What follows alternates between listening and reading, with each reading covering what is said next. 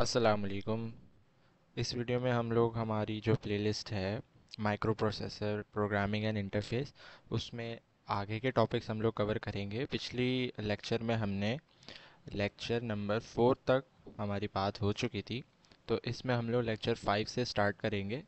तो previous lecture में हम लोगों ने कौन कौन सी 8088 और 8086 की पिन्स को डिस्कस किया था, वो सारी हमारे पास ये लिखी हुई हैं। अब जो नेक्स्ट हमारे पास टॉपिक हम लोग कवर करेंगे वो हमारे पास क्या होगा, क्लॉक साइकिल को हम लोग देखेंगे कि हर अलग अलग इंस्ट्रक्शंस होते हैं, तो अलग अलग इंस्ट्रक्शंस की क्लॉक साइकिल को हम लोग देखेंगे। अब जैसे यहाँ पर हमारे पास ऑपकोड फैच मेमोरी रीड बस साइकिल है, ये इसी तरीके से मेमोरी राइट बस साइकिल भी होता है। फ़िलहाल से अभी हम लोग मेमोरी रीड बस साइकिल को देखेंगे। अब हमारे पास यहाँ पर देखें कि एड्रेस A15 से A8 तक की पिन में एड्रेस जो है वो हमारे पास कितना क्लॉक साइकिल लेता है वो हमारे पास बताया गया है। T1 लेता है, T2 लेता है, T3 लेता है, T4 लेता है। अब T1 T2 T3 T4 क्या है? T1 जो होता है वो हमारे पास एड्रेस फेस होता है, T2 जो होता है वो हमारे पास वेट या फिर सेटअप फेस भी बोलते हैं, T3 जो होता है डेटा ट्रांसफ़र फेस होता है, और T4 जो है डेटा ट्रांसफ़र कंप्लीट फेस होता है। अब हम लोग बात करेंगे यहाँ पर एड्रेस डेटा। यहाँ पर होता है हमारे पास एड्रेस T1 के साइकिल में, और T2 के आधे से लेकर लास्ट T4 तक के साइकिल में डेटा टू बी रीड, यहाँ पर डेटा टू बी रीड आता है। यहाँ पर हमारे पास एड्रेस और फिर यहाँ से यहाँ तक स्टेटस। ALE की पिन कितना क्लॉक साइकिल लेती है? T1, फिर यहाँ पर वो ज़ीरो होती है। अब ये वाली जो लाइन है ये ज़ीरो को इंडिकेट करती है, और ये जो अपर लाइन है ये हमारे पास वन को इंडिकेट करती है। और DTR यहाँ पर पूरा ज़ीरो होता है T1 से T4। DEN बार हमारे पास यहाँ से यहाँ तक वन होता है और फिर ज़ीरो होता है। इसी तरीके से ये यहाँ से यहाँ तक ज़ीरो, वो सॉरी वन, और फिर ज़ीरो, और फिर वन। इसी तरीके से हमारे पास IOM बार हमारे पास पूरा ज़ीरो हो जाता है। तो ये हमारे पास मेमोरी रीड बस साइकिल होता है। इसी तरीके से हमारे पास मेमोरी राइट बस साइकिल होता है। अब इस पूरे सिनेरियो को हम लोग बस साइकिल भी बोलते हैं। T1 से लेकर T4 तक का जितना टाइम होता है उसको हम लोग एक बस साइकिल बोलते हैं। अब ये मेमोरी राइट का बस साइकिल, अब देखें ये वाले तो हमारे पास सेम ही हैं, ये सारे हमारे पास सेम ही रहते हैं। ये जो चीज़ें हैं ये हमारे पास अलग होती हैं मेमोरी राइट बस साइकिल में। तो TTR में पूरा वन होगा, DEN में इसी तरीके से ये ज़ीरो ये वन, यहाँ पर WR बार में हमारे पास ये वन, सॉरी ये ज़ीरो ये वन, और यहाँ पे थोड़ा सा वन, और यहाँ पर IOM बार वही ज़ीरो।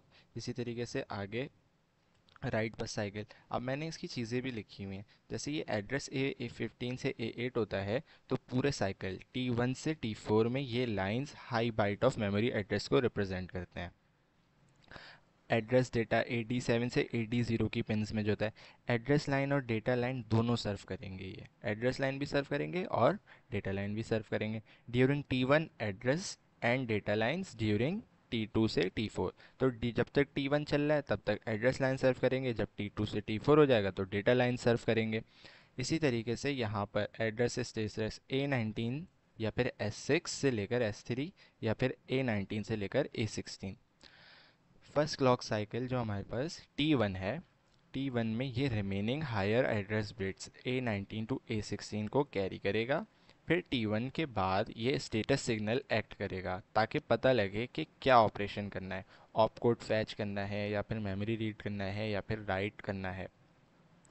इसी तरीके से ALE हमारे पास क्या करेगा, सिर्फ T1 पर एक्टिव होगा। ये टेम्पररी मेमोरी एड्रेस जो हमारे पास AD7 से AD0 में होता है, जो इन पिन से आता है, उसको होल्ड करता है। और ये वाली जो DT/R बार की पिन है, ये सिर्फ बताएगा कि डेटा ट्रांसमिट राइट ऑपरेशन या डेटा रिसीव रीड ऑपरेशन हो रहा है या नहीं। ये होता है डेटा ट्रांसमिट, और ये होता है हमारे पास डेटा रिसीव R बार। जब डेटा रिसीव हो रहा होता है तो हम लोग राइट का ऑपरेशन कर रहे होते हैं, जब डेटा ट्रांसमिट हो रहा होता है जब हम लोग राइट का ऑपरेशन कर रहे होते हैं, और ये जो रिसीव हो रहा होता है ये हम लोग रीड का ऑपरेशन कर रहे होते हैं। मैंने उल्टा बता दिया था पहले। तो DEN में हमारे पास क्या होता है, ये इसलिए एक्टिवेट होता है कि ताकि डेटा ट्रांसफ़र को इनेबल करें डेटा बस, और during T3 and T4 active होगा। RD बार ड्यूरिंग T3 और T4 पर एक्टिव होकर ये बताता है कि processor is reading from memory. IO M bar हमारे पास क्या बताएगा? It only indicates a memory operation when zero and IO operation when one. ये सिर्फ ये बताता है कि मेमोरी ऑपरेशन हो रहा है। अगर मेमोरी ऑपरेशन होगा तो ज़ीरो होगा, अगर इनपुट आउटपुट ऑपरेशन हो रहा होगा तो वन होगा। अब मेमोरी राइट बस साइकिल, अब मैं पीपीटी से नहीं पढ़ा रहा क्योंकि उसमें जो है एक्सप्लेनेशन इतनी ख़ास नहीं हुई, मैंने थोड़ा सा एक्सप्लेन वगैरह भी कर दिया था। तो ये वाली चीज़ें जो हैं बस चेंज होती हैं, बाकी सारा सेम रहता है। शुरू की चार सेम रहेंगी, मैंने लिखा हुआ भी है। टी टी आर बार सेम, ये अब पिन क्या करती है वो मैंने आपको पहले बता दिया, ये वाली भी, ये वाली भी, ये वाली भी। सिर्फ क्लॉक साइकिल्स हमारे पास ऐसे होते हैं। अब इसके बाद आईओ रीड बस साइकिल, आईओ रीड बस साइकिल में भी शुरू के चार वही सेम रहेंगे, बाकी ये चार जो हैं तब्दील हो जाते हैं। तो ऑपरेशन के ऊपर डिपेंड करता है कि क्लॉक साइकिल किस तरीके से मूव करेगी और उनकी पिन क्लॉक साइकिल को कैसे यूज़ करनी है। आईओ राइट बस साइकिल में भी चार अलग अलग होंगी। अब ये हमारे पास हम लोगों ने कहाँ तक पढ़ लिया? अब यहाँ से शुरू करना है। मैक्सिमम मोड पिन्स, ये सारी पिन्स हमारे पास लिखी हुई हैं। मैंने यहाँ पर थोड़ा सा एक्सप्लेन करा हुआ है कि R Q G T O bar and R Q G T one bar, request G T grant, मतलब request grant, bidirectional signals used for DMA operation. जब एक्सटर्नल डिवाइस को कंट्रोल चाहिए होता है बस का, ताकि डायरेक्ट मेमोरी एक्सेस परफॉर्म करे without CPU involvement, then it sends a DMA request via R Q G T O और R Q G T bar. तो हमारे पास सिर्फ डीएमए रिक्वेस्ट जब भेजनी होती है ना, तब ये हम हमारे पास ये पिन यूज़ करती है, इसके ज़रिए डीएमए रिक्वेस्ट जारी होती है। अगर डीएमए नहीं पता तो पहली वीडियो देखनी पड़ेगी। Device sends DMA request to CPU, CPU sends back a grant to device. तो इसीलिए ये होते हैं बाई डायरेक्शनल, मतलब दोनों तरफ से की डायरेक्शन आएंगी। Maximum mode 8086 8088 is interfaced with other microprocessors to boost performance। अब लॉक की पिन हमारे पास क्या होती है? सिस्टम बस पर जो बाकी डिवाइसेस होगी उन्हें लॉक कर देगा। बस यूज़ करने से इंस्ट्रक्शन से पहले लॉक लिखने से एग्जीक्यूट हो जाएगा। अब यहाँ पर देखें, छोटी सी इंस्ट्रक्शन है, लॉक मूव 0250 HAX। जब ये इंस्ट्रक्शन एग्जीक्यूट होगा तो लॉक सिग्नल ज़ीरो होगा और बाकी पेरिफेरल डिवाइसेस को लॉक कर देगा। तो ये हमारे पास हो गई लॉक की पिन। यहाँ पर देखें, सिस्टम बस पर जो बाकी डिवाइसेस होंगी, सिस्टम बस मतलब हमारे पास जो भी बस साइकिल चल रहा होगा, जो भी बस लाइंस पर जो बाकी डिवाइसेस होंगी ना, उन्हें लॉक कर देगा बस यूज़ करने से, ताकि इंस्ट्रक्शन से पहले लॉक लिखने से एग्जीक्यूट हो जाएगा। मतलब किसी भी इंस्ट्रक्शन से पहले अगर आप लॉक यूज़ कर दें तो हमारे पास बाकी जितनी भी डिवाइसेस इस इंस्ट्रक्शन के यूज़ होने पर, एग्जीक्यूट होने पर, बाकी डिवाइसेस जो बस लाइन पर होंगी उनको लॉक कर देगा, सिर्फ ये इंस्ट्रक्शन चलेगा। S2 S1 बार SO बार S0 बार माइक्रो प्रोसेसर का करंट स्टेटस या ऑपरेशन शो कराती है। अगर ये तीनों ज़ीरो ज़ीरो हैं तो इंटरप्ट एक्नॉलेज। ये पूरा कोड है, अब मैं एक एक चीज़ को तो नहीं बता सकता, ये पूरा कोड है। अगर ज़ीरो ज़ीरो है तो इंटरप्ट एक्नॉलेज चल रहा है, आईओ रीड चल रहा है और राइट चल रहा है, चाहें तो पढ़ लें, इधर भी लिखा हुआ है। ये सारी चीज़ें ऐसे ही लिखी हुई। ये पूरा एक मतलब आर्किटेक्चर बताया हुआ है। आगे की तरफ चलते हैं। अब क्यू एस वन और Q S zero, instruction queue status signal. ये दो सिग्नल इंस्ट्रक्शन क्यू के करंट स्टेट को इंडिकेट करते हैं। अब ज़ीरो ज़ीरो है तो क्यू इज़ आइडल, क्यू से कुछ नहीं लिया जा रहा है, माइक्रो प्रोसेसर इंस्ट्रक्शन फेच करने के लिए फ़िलहाल क्यू को यूज़ नहीं कर रहा। ज़ीरो वन है तो first byte of opcode instruction, मतलब first byte of instruction opcode fetch हो रहा है क्यू से। वन ज़ीरो है तो queue is emptied to transfer of control, मतलब processor needs to fetch new instructions. One one है तो subsequent byte of opcode instruction, मतलब ऑपकोड के बाद वाले बाइट फैच हो रहे हैं। 8088 में 4 बाइट ऑफ इंस्ट्रक्शन क्यू होगा, मतलब 4 bytes of instruction in advance store कर सकता है। और 8086 में 6 बाइट ऑफ इंस्ट्रक्शन। अब यहाँ पर हमारी बात ख़त्म हो जाती है लेक्चर 5 तक। अब हम लोग चलेंगे लेक्चर 6 में।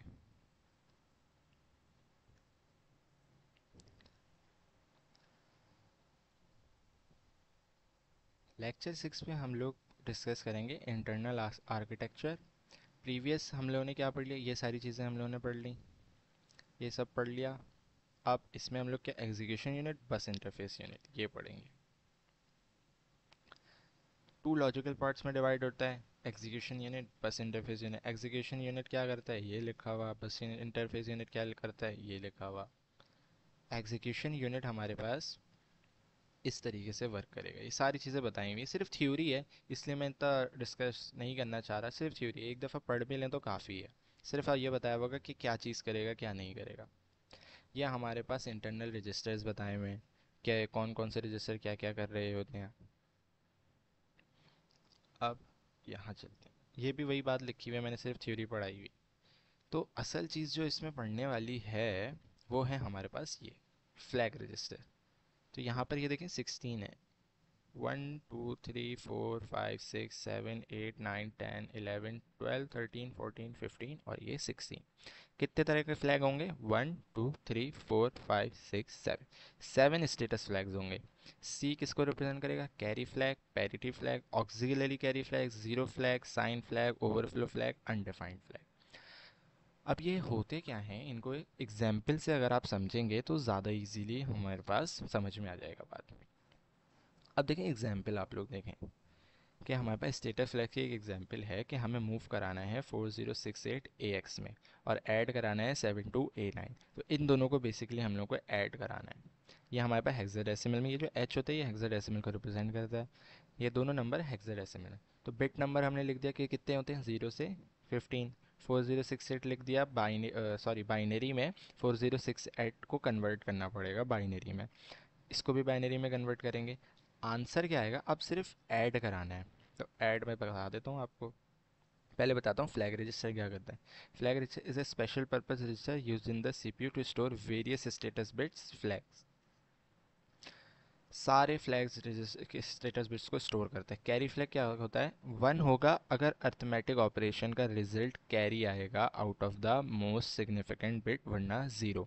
मुझे पता है अभी मैं सिर्फ पढ़ रहा हूँ तो समझ में नहीं आ रहा होगा कि कैरी फ्लैग कैसे काम करता है। जब मैं एग्जाम्पल को सॉल्व कराऊंगा ना, उसमें कैरी फ्लैग जब आ रहा होगा तब अच्छे से समझ में आएगा।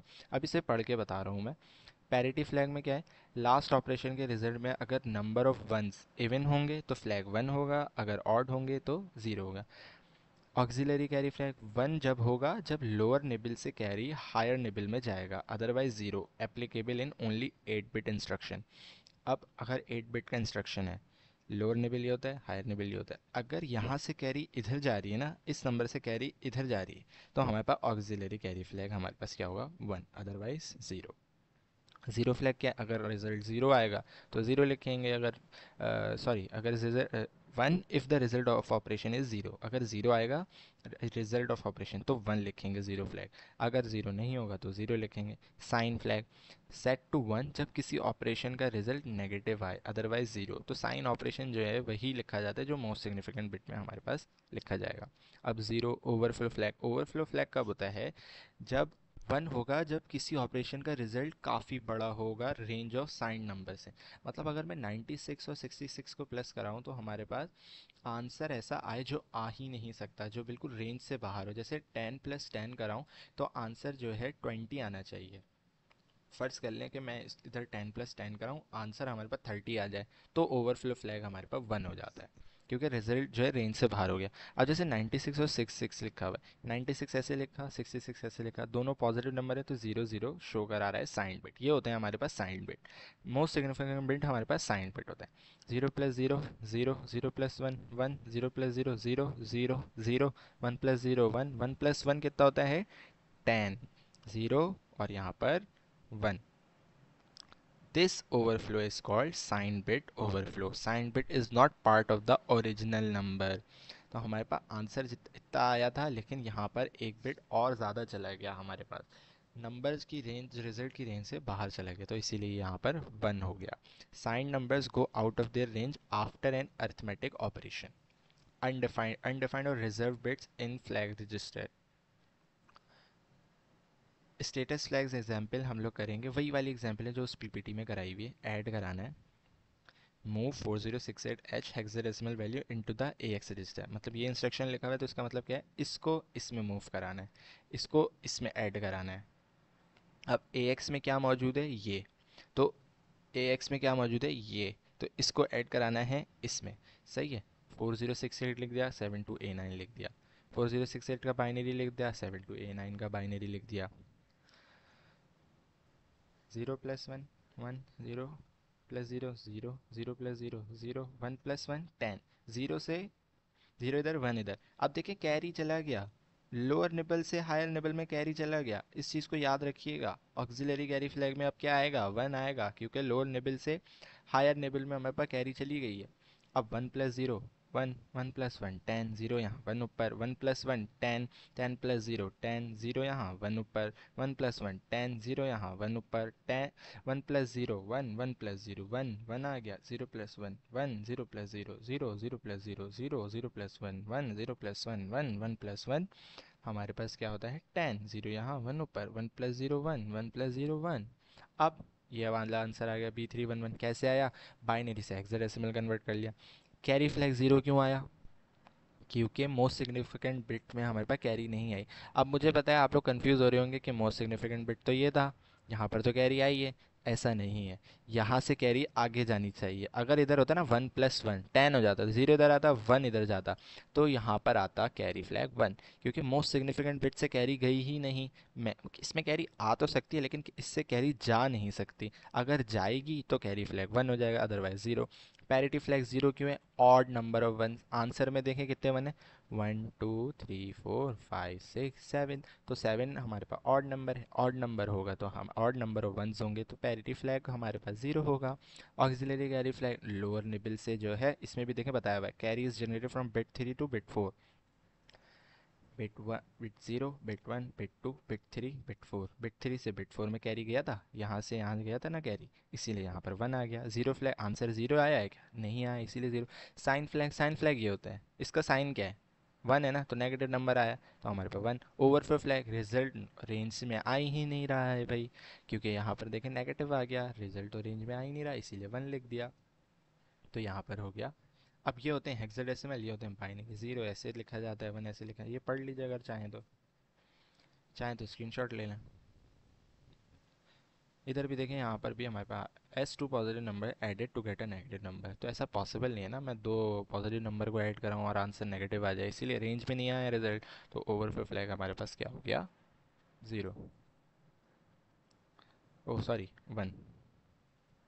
अब ये एग्जाम्पल 2 है, एग्जाम्पल 2 भी आप लोग करना चाहें तो कर लें, मैं नहीं समझा रहा, क्योंकि एक मैंने समझा दिए, ये आपको खुद करनी है। ये वाला हमारे पास मिड टर्म एग्ज़ाम में आया हुआ था क्वेश्चन, ये भी मैंने करा हुआ है, अगर चाहें तो आप भी कर लें, समझाऊंगा नहीं मैं, कि एक मैंने समझा दिया। अब आगे चलते हैं।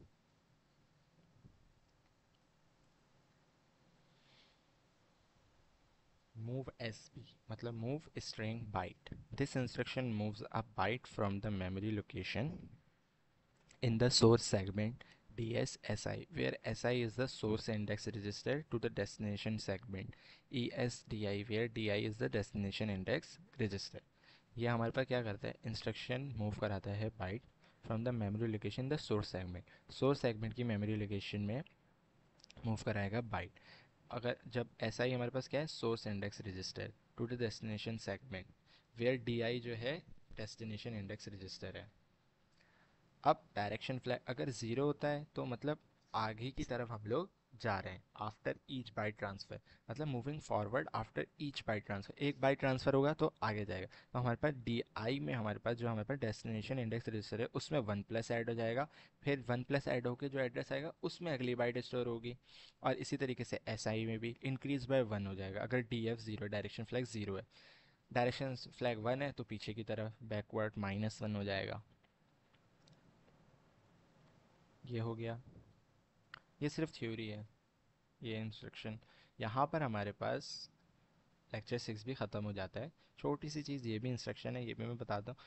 इस इंस्ट्रक्शन का क्या मतलब है कि मतलब the byte at the memory address pointed by DSSI, जहाँ यहाँ पर जो बाइट है data segment using source index, मतलब data segment using source index, यहाँ पर जो बाइट मौजूद है is copied to the memory address pointed by ESDI, यहाँ पर जो बाइट मौजूद है उसको कॉपी करके यहाँ पर मूव कराया गया in the extra segment using destination index.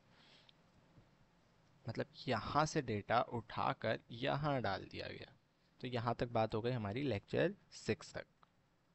तो चलेंगे लेक्चर 7 की तरफ। तो लेक्चर 7 में हम लोग पढ़ेंगे real and protected mode memory addressing. पिछले लेक्चर्स में हम लोगों ने देख लिया इंटरनल आर्किटेक्चर क्या होता है, एग्जीक्यूशन यूनिट क्या होता है, बस इंटरफेस यूनिट हमारे पास क्या होता है। इसमें हम लोग क्या पढ़ेंगे, रियल मोड मेमोरी एड्रेसिंग और प्रोटेक्टेड मोड मेमोरी एड्रेसिंग। अब रियल मोड मेमोरी एड्रेसिंग हमारे पास क्या होता है, the first 1 megabyte of memory is called either the real memory और कन्वेंशनल मेमोरी। इसमें हमारे पास 80286 एंड अबव ऑपरेटर, सॉरी ये 8086 and above operate in either the real और प्रोटेक्टेड मोड। या तो रियल मोड में वो हमारे पास ऑपरेट करेगी या फिर प्रोटेक्टेड मोड में। तो 8086 और 8088 operate exclusively in the real mode. Real mode operation ये मैंने आपको बता दिया। अब यहाँ पर अगर आपको एड्रेस निकालना है, फिजिकल एड्रेस, तो उसका फॉर्मूला हमारे पास क्या होता है, सेगमेंट एड्रेस को मल्टीप्लाई कराएंगे 10h से, तो उसके साथ प्लस कराएंगे ऑफसेट एड्रेस में, तो हमारे पास आ जाएगा फिजिकल एड्रेस। अब हमारे पास सेगमेंट हमारे पास इस तरीके से control segment, stack segment, data segment, extra segment, offset हमारे पास इनको कहते हैं, और स्पेशल पर्पस हमारे पास ये है। अब जो फिज़िकल एड्रेस हम लोगों को निकालना है वो हम लोग एग्जांपल से समझ लेते हैं कि अगर हमारे पास बेस एड्रेस ये गिवन है, ऑफसेट एड्रेस ये गिवन है, तो फिज़िकल एड्रेस कैसे निकालेंगे। फिज़िकल एड्रेस का हमारे पास फॉर्मूला होता है segment address multiply by 10h plus offset address. तो सेगमेंट एड्रेस को मल्टीप्लाई कराएंगे 10h से, सेगमेंट एड्रेस या फिर बेस एड्रेस हमारे पास सेम चीज़ है, मल्टीप्लाई कराएं इन दोनों को, प्लस कराएंगे ऑफसेट एड्रेस में, तो हमारे पास फिज़िकल एड्रेस आ जाएगा। इसी तरीके से सेम मैंने यहाँ पे भी बताया हुआ है, ये चीज़ प्लस करना बताया हुआ है। ये प्लस जो है ना आप कैलकुलेटर से भी कर सकते हैं। बेस एन में जाकर शिफ्ट दबाएंगे, पहले मॉड दबाकर बेस एन में जाएंगे, आप लोग फिर हेक्साडेसिमल में चले जाएं, और फिर वहाँ से हमारे पास हेक्साडेसिमल की एडिशन, मल्टीप्लिकेशन, डिवीजन सारी हो जाती है।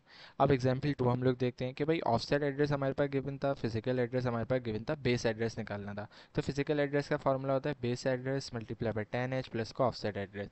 तो बेस एड्रेस में हमारे पास क्या आएगा, PA माइनस इधर हो जाएगा OF, OA होता है ऑफसेट एड्रेस। अब हमारे पास इधर मल्टीप्लाई हो रहा है 10, इधर जाके डिवाइड हो जाएगा। अब इसको सॉल्व करेंगे तो हमारे पास बेस एड्रेस आ जाएगा। अब बेस एड्रेस आ जाएगा तो ये होता है हमारे पास रियल मोड मेमोरी एड्रेसिंग। अब हमारे पास प्रोटेक्टेड मोड मेमोरी एड्रेसिंग। तो प्रोटेक्टेड मोड मेमोरी एड्रेसिंग में हमारे पास क्या होता है, this mode allows access to data and programs located above the first megabyte of memory as well as within the first megabyte of memory. In place of segment address, the segment register contains a selector 13-bit that selects a descriptor from descriptor table. Two descriptor table होते हैं, global descriptor table और local descriptor table. अब format देख लेते हैं हम लोग। Format किसका, सेगमेंट रजिस्टर का। 16 नंबर्स होते हैं, 16 में से शुरू के जो 13 बिट हैं वो हमारे पास सेलेक्टर कहलाते हैं। नेक्स्ट बिट T1 होता है। T1 हमारे पास डिटरमिन करता है कि ग्लोबल डिस्क्रिप्टर टेबल यूज़ करना है या फिर लोकल डिस्क्रिप्टर टेबल।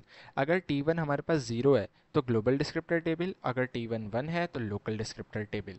और RPL हमारे पास क्या होता है, रिक्वेस्टेड प्रिविलेज लेवल, मैक्सिमम होगा तो 00, मिनिमम होगा तो 11। तो प्रोटेक्टेड मोड मेमोरी एड्रेसिंग में हमारे पास ये हमारे पास डिस्क्रिप्टर फॉर्मेट है। ये डिस्क्रिप्टर फॉर्मेट, ये शुरू के 2 बिट खाली होते हैं, फिर यहाँ पर आने वाला एक्सेस राइट बिट होता है, यहाँ से यहाँ तक बेस एड्रेस हमारे पास शो कराता है, और ये दोनों बिट लिमिट होते हैं। प्रोटेक्टेड मोड में मेमोरी एड्रेसिंग में एक क्वेश्चन जो है एग्जांपल के तौर पे अगर हम लोग सॉल्व करें तो हमारे पास चीज़ें ज़्यादा अच्छे से क्लियर होंगी। अब डेटा सेगमेंट दे दिया है हमारे पास बाइनरी में, ये हमारे पास 16 बिट दे दिया बाइनरी में। तो अब हमें पता है कि शुरू के जो 13 बिट होंगे यहाँ से लेकर यहाँ तक, ये हमारे पास, सॉरी ये 0 नहीं आएगा,